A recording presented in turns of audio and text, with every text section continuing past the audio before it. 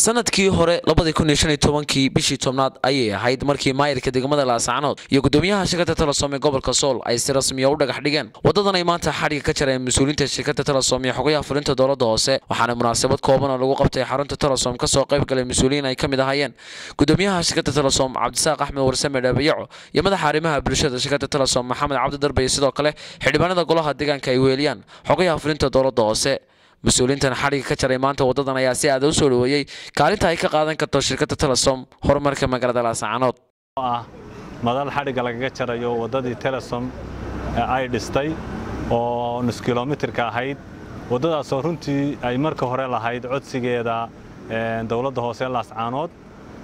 أنا قلنا أن كأشيبي إن وضد دسنو يقولنا يقيب لبحثك قاتين وضدي الحمد لله وينور ما يستنتي وأنا لا استعمالية وانا تامانتا dadka sanadada la isticmaalayo xarigana laga jarayo ma hadda ilaahay ba iska leh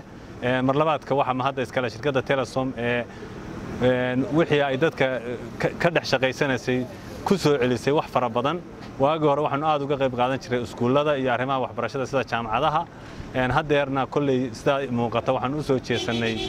kaabayaasha kale insha Allah ta'ala ma noqon doonto tii ugu horeysay ama tii ugu dambeysay aanu qabanno waxaanu ka codsanaa dadweynaha degmada Laascaanood wadada loo sameeyay ee shirkadaas lacagteedii gelisay juudiga far badan oo kaga baxay golaha deegaanka iyo dawladda hoose degmada Laascaanood in iyaguna ilaashadaan ay ka ilaaliyaan had iyo jeer biyaha wasaqda ah iyo waxyaalaha wax yeelaya mar labaad shirkadda ayaanu mahad celinayay mas'uuliyiinteeda ama han odan kuwa jooga ama han odan ku Hargeysa ka yimi anigoo ku hadlay afkii degmada wakiilna ka ah gudoomiyaha golaha deegaanka iyo ku-xigeenkii oo iyaguna halkan uga maqan udurdaar xanuun ku yimid darteed jeclaan inay yimaadaan oo ka qayb qaataan runtii wadadani waxa weeyaan wada qiimo badan dalka u leh shirkadahaana waxyaabaha soo jiitay ee keena horumar inaynu gelino ama wadadan dhisno waxa kamid ah wax qabad ka muuqda Laascaanood baa runtii golaha deegaanka ugu horeeyay maayarka iyo xogayaha iyo xubnaha golaha deegaanka oo runtii isku duubni iyo waxtar muujiyay magaaladiina bilicdeedii wax ka bedelay baa shirkadda u keenay inay shirkaddu ku dhiiratay inay wax dhisto waana markii koowaad ee shirkadda Telesom ay jirtay ee wada gaar iyada u leedahay ay ka dhisto gobolkan ama wadankan وانا runtii wax qabadaad la taaban karo waxaan aad iyo aad ugu mahadnaqayaa shirkadda Telesom oo noogu u deeqday shacabkeeda laamiga kilometerka waana shirkadii kaliya intii uu dhisnaa golaha deegaanku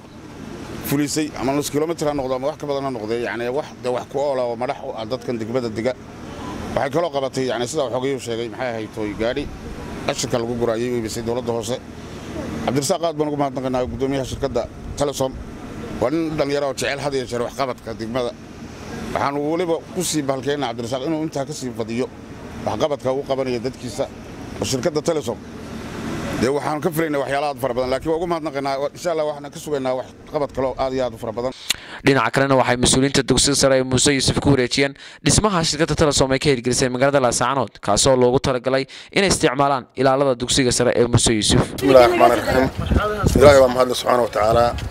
marka la waxaan u mahadnaqayaa shirkadda Telesom oo runtii guriga kan wanaga qiimo weyn ugu fadhiya fasalo badan oo qiimo badan runtii noo dhistay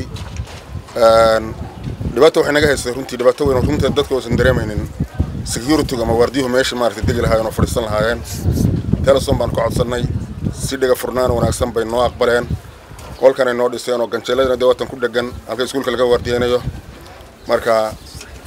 warana saakada markaan hore waan u sheegay dadka halkan jooga waa ilaa kun arday baa jooga oo dhalinyaro ah dhamaantood adeega Telesom bay isticmaalaan warso saamaha dhamaantood Telesom isticmaalaan Maxamed Axmed Jaamac telefishinka caalamiga ee Kalsan magaalada Laascaanood